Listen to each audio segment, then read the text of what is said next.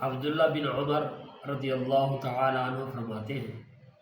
کہ رسول اللہ صلی اللہ علیہ وسلم نے ارشاد فرمایا، جمعہ میں 3 قسم کے لوگ آتے ہیں۔ ایک وہ جو جمعہ کی نماز کے لیے آئے، خطبہ سننے کے بجائے لغو کام میں وہ لگ جائے تو ایسے شخص کے لیے اخروی نقصان اور سوائے گناہ کے کچھ بھی نہیں۔ دوسرا وہ شخص